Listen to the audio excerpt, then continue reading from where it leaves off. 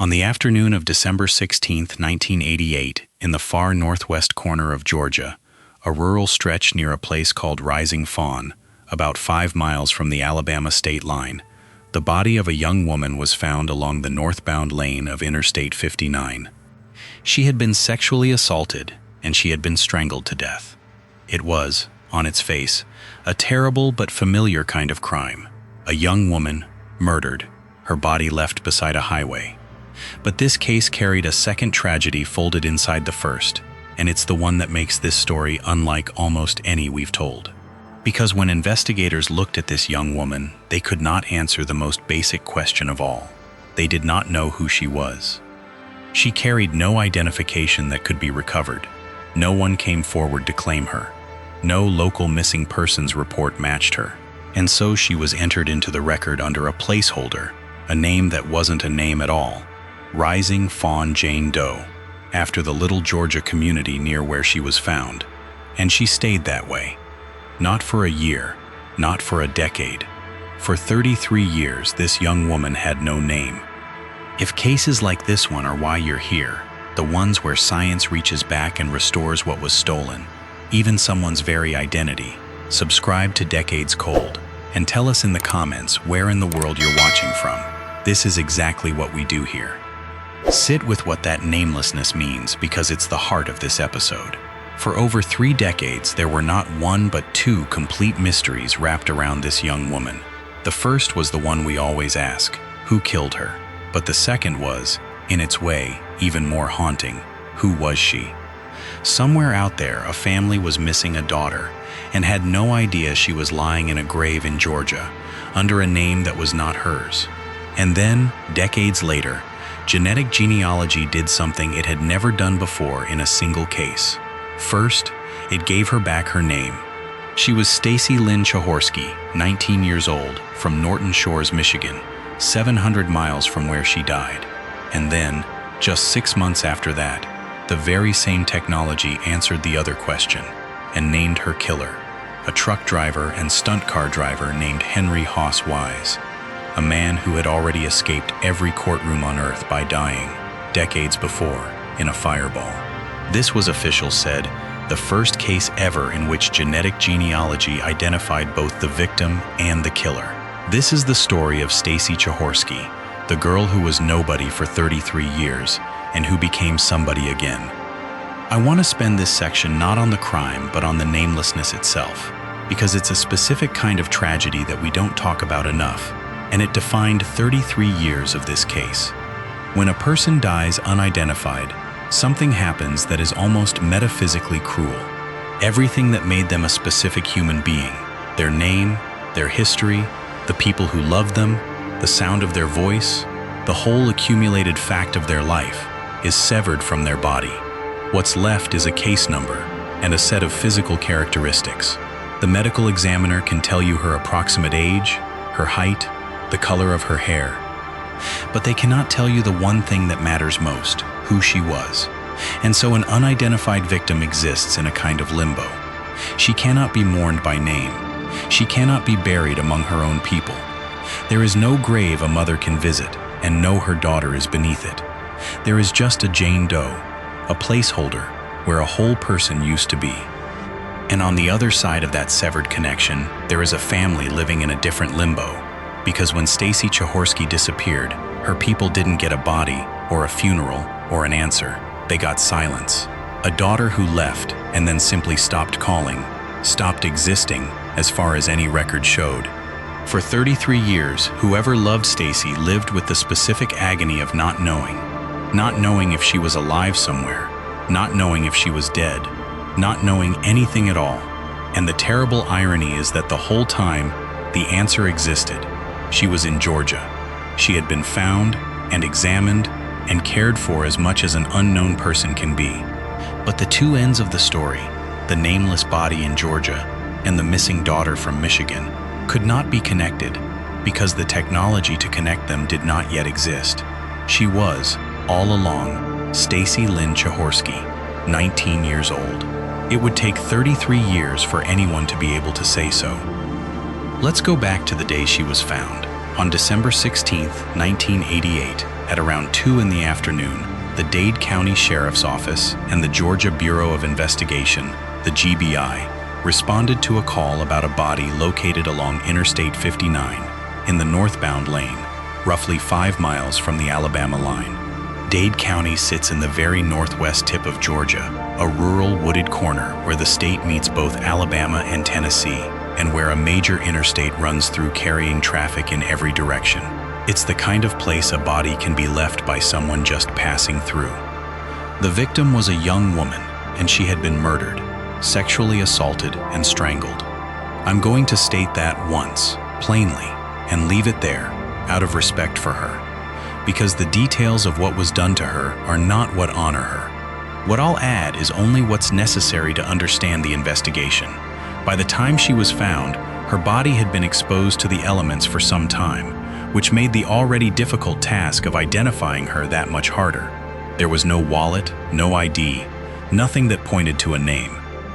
And here is the structural problem that would doom the identification for decades. When an unidentified body is found, the standard path to a name is to match it against local missing persons reports.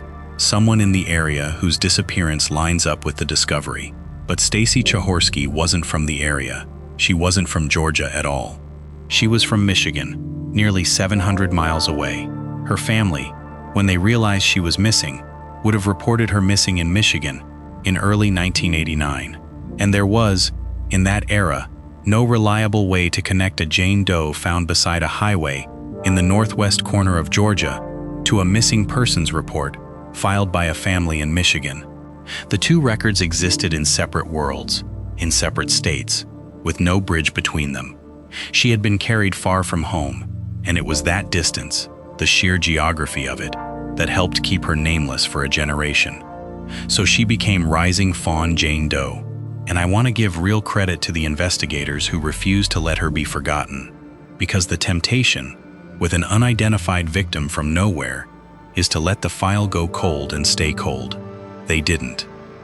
Over the years, GBI agents and Dade County investigators worked to give this young woman her identity back. A GBI forensic artist created composite sketches, drawings, based on her remains, of what she might have looked like in life. Later, they went further and made clay renderings, three-dimensional reconstructions of her face, sculpted onto a model of her skull, in the hope that someone, somewhere, might see that face and recognize a sister, a daughter, a friend. Think about the strange tenderness of that work. An artist bent over the remains of an unknown girl, trying to rebuild her face, trying to give her back enough of herself that the world might claim her. Those renderings were circulated. Her case was entered into the systems that existed, and still, no one came. Months passed, and then years, and then decades, and through all of it, she remained two unanswered questions stacked on top of each other. Who killed her, and who was she? Ordinarily on this channel, we deal with the first question. The victim is known, and the mystery is the murderer. But Rising Fawn Jane Doe was a double void. Investigators didn't just lack a suspect, they lacked a victim, in the sense that mattered. They had her body, but not her. And you cannot fully investigate the murder of a person you cannot name, because so much of solving a murder flows from the victim outward, from who she knew, where she'd been, who might have wanted to hurt her. With no identity, all of those threads were cut. To solve her murder, they were going to have to first solve her. And for that, they would need a technology that, in 1988, was pure science fiction. Let me tell you what we now know about who she actually was, because she was a real, specific young person, and she deserves to be more than Jane Doe for even one more sentence than necessary. She was Stacy Lynn Chahorsky. She was from Norton Shores, Michigan, a city on the shore of Lake Michigan, near Muskegon, a long way, in every sense, from a wooded interstate shoulder in the far corner of Georgia. And she was 19 years old. 19, a young woman, right at the threshold of her adult life, at the age when you're just beginning to figure out who you're going to be. At some point in 1988, Stacy left Michigan, The full story of how a 19-year-old from the Lake Michigan shore ended up 700 miles south on a Georgia interstate is not something the public record fully spells out, and I'm not going to invent it. But we know the shape of the loss. She left, and she didn't come back. And in January of 1989, she was reported missing. And then, for her family, the silence began. The 33-year silence of not knowing. I think about her family often when I consider this case. Because they didn't get what most of the families on this channel get, as terrible as it is. They didn't get a body to bury, a funeral to hold, a grave to visit. For over 3 decades, Stacy simply wasn't anywhere, as far as they could know. She was a missing daughter, an open wound, with no closure of any kind. They didn't know she'd been murdered. They didn't know she was in Georgia. They didn't know she'd been found within weeks of her death and cared for by strangers who wanted desperately to know her name. All of that was true, and none of it could reach them. Whatever hope they held, and whatever grief, they held it in total darkness for 33 years. That darkness is the thing genetic genealogy would finally, mercifully, end. The turning point in this case has a name, and it's GBI Special Agent Joe Montgomery. In 2005, 17 years after Stacy's body was found, the case was reassigned to Montgomery, and he did something that, at the time, was forward-thinking to the point of being visionary. He made sure that DNA profiles were developed and preserved, not just of the victim, but of the killer. Understand what that required. From the evidence of the 1988 crime, investigators were able to develop 2 distinct genetic profiles, one belonging to the unidentified victim herself, and one belonging to the unknown male who had assaulted and killed her. Montgomery had both of those profiles created and entered into the FBI's databases. Now, in the mid-2000s, entering those profiles didn't immediately solve anything. The victim's profile had nothing to match against. She still wasn't in any system as a missing person in a way that connected. And the killer's profile was run through CODIS, the criminal database, and came back with nothing, because the killer, whoever he was, wasn't in it. So in the short term, Montgomery's work produced no breakthrough. The case stayed cold. But what he had done was load the gun for the future. He had taken the 2 most important pieces of biological information in the entire case, the identity of the victim and the identity of the killer, both locked inside DNA, and made sure they were captured, preserved, and ready. He couldn't have known, in 2005, that a technology was coming that would be able to read those profiles not against criminal databases, but against the family trees of ordinary people. But when that technology arrived, the Chehorsky case was ready for it, because Joe Montgomery had made sure the DNA was there, waiting. So much of cold case work is exactly this. Someone doing careful, unglamorous, seemingly fruitless work years before the breakthrough, so that when the breakthrough finally comes, there's something for it to work with. The breakthrough came through forensic genetic genealogy, and specifically through the work of Othram, a laboratory that specializes in building detailed genealogical DNA profiles from exactly the kind of old, degraded forensic evidence that this case had. And the first thing they turned that power toward was the victim. The principle is the one we've covered so many times, but here it's applied in a beautiful, almost redemptive direction. Not to catch a criminal, but to rescue an identity. Genealogists took the DNA profile of rising Fawn Jane Doe and searched it against the public genealogy databases, looking for relatives. They found genetic cousins.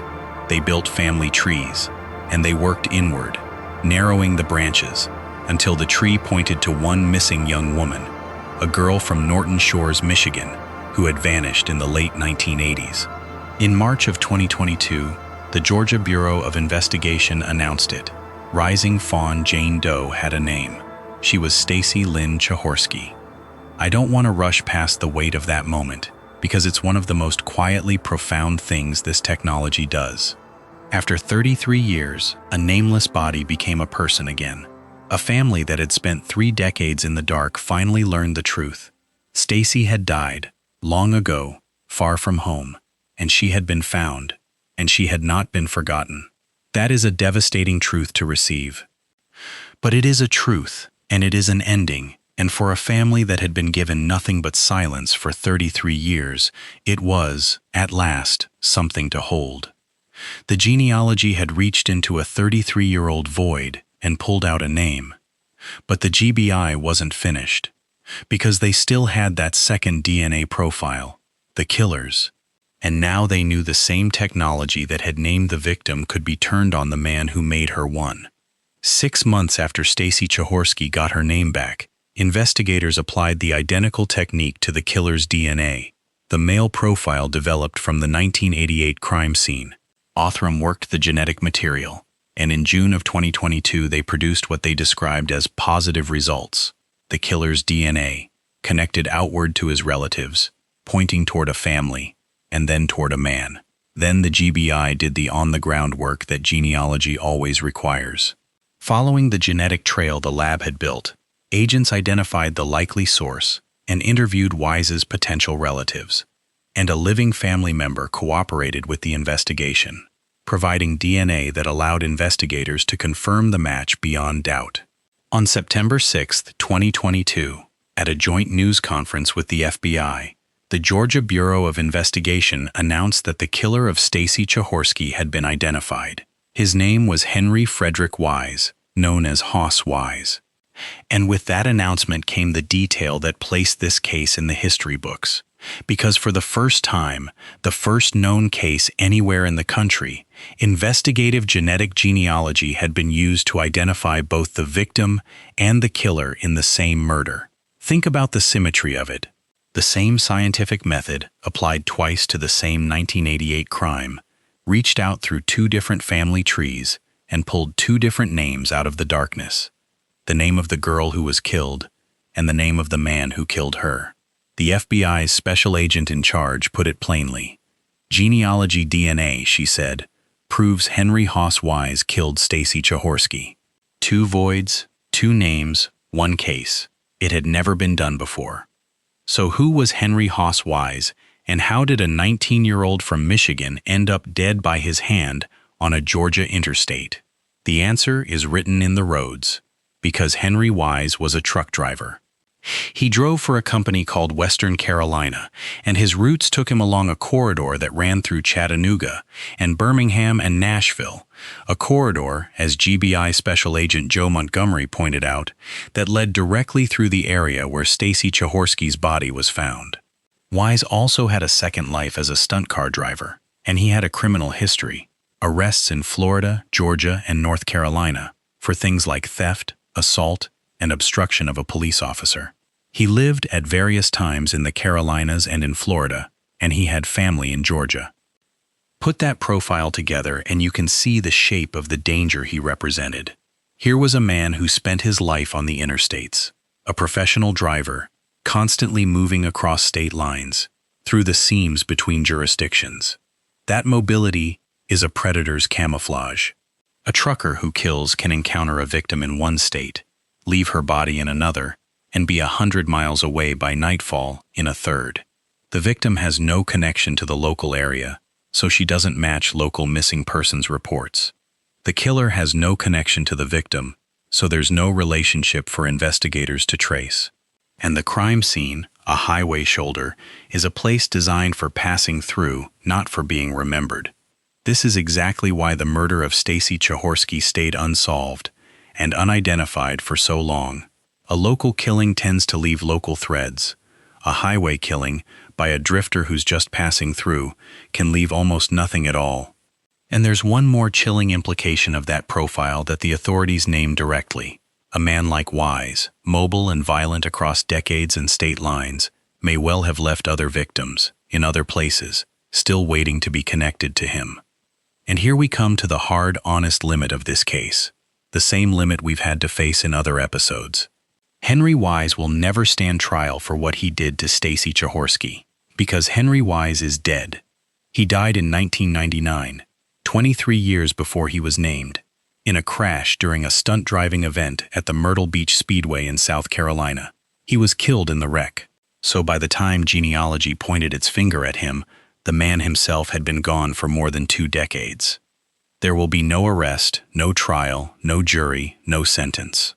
Wise escaped the courtroom entirely, Not by cunning, not by hiding, but by dying, years before the technology existed to catch him. And I won't pretend that's the same as full justice, because it isn't. There is no cell for him, no verdict read aloud, no moment where he has to face what he did. That door is closed forever. But I'd ask you to weigh what was achieved against what was possible. It was not possible to punish Henry Wise. It was possible to name him, to state, with the authority of DNA, that this specific man committed this specific murder, and to close the question that had hung over Stacy's death for 33 years. And there's a forward-looking piece too. Wise's DNA profile is now in the system, which means that if this mobile, violent man left other victims across the states he drove through, other Jane and John Does, other cold cases, his genetic signature is now available to connect them to him. In death, he can still be held accountable, at least in the ledger of the truth, for whatever else he did. That's not nothing.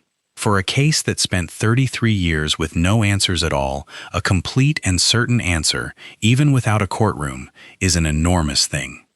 Stacy Chihorsky's case matters for 3 reasons, and I want to name each one. The first is what it proved about the technology. This was the first case in which genetic genealogy identified both the victim and the killer, a demonstration that the same method can work in both directions at once. It can reach into the darkness and pull out the name of a nameless victim, restoring identity to the dead. And it can reach into that same darkness and pull out the name of an unknown killer, assigning guilt. Most forensic tools do one job. This case showed genealogy doing both, on the same crime, and that's a genuine landmark in the history of the method. The second is the one I care about most, and it's about the nameless dead. There are, right now, thousands of unidentified people in the United States, Jane Does and John Does, human beings reduced to case numbers, lying in graves marked unknown, with families somewhere who will never stop wondering. For a long time, most of those people were considered permanently lost, not just their killers, but their very selves, gone. Genetic genealogy is changing that. One by one, it is giving these people their names back. Stacy Chihorsky is one of them. One nameless girl out of thousands who was reclaimed. And every identification like hers is a message to every family still waiting in that darkness. Your person is not necessarily lost forever. The science is coming for the truth, even the truth of who someone was. And the third is the highway predator problem, which this case illustrates perfectly. Mobile killers, truckers, drifters, men who live on the interstates, have exploited the gaps between jurisdictions for as long as those highways have existed. They count on the fact that a body in one state and a life in another may never be connected. DNA and genealogy are closing those gaps. They don't care about state lines. They connect a victim to her family and a killer to his crime, no matter how many miles or how many decades lie between them. For the predators who have always relied on distance to protect them, that is very bad news. And for their victims, it is, at last, a measure of hope. Let me end with Stacy, because for 33 years, almost no one could, and that's exactly why it matters to do it now. Stacy Lynn Chihorsky was 19 years old. She was from Norton Shores, Michigan, on the shore of a great lake, and somehow, in 1988, her life ended 700 miles away, on the shoulder of a Georgia interstate, at the hands of a man just passing through. And then something almost worse than death happened to her. She was erased, not just killed, but unmade, stripped of her name, her history, her connection to everyone who had ever loved her, and filed away as an unknown. For 33 years, she was rising Fawn Jane Doe, a placeholder, a void where a person should be. That is as complete an erasure as a human being can suffer, and she suffered it for over 3 decades. But here is the thing about the truth, the thing this whole channel is built on. It is patient, and it is durable, and it does not stop being true just because no one can read it yet. The truth of who Stacy was survived, silently, inside her own DNA, for 33 years, through every failed lead, every clay rendering, every year her family spent in the dark, and when the science finally caught up, That truth was still there, intact, waiting to be spoken. So it was spoken. She got her name back. Her family got their answer, and the man who erased her got named as what he was. She is not rising Fawn Jane Doe anymore. She never really was. Say her name, the name that was hers all along, the name it took 33 years to say out loud again. Stacy Lynn Chahorsky. She was somebody. She always was. And now the whole world can know it. If this story stayed with you, tell us in the comments where you're watching from, and subscribe, because the next one is already waiting.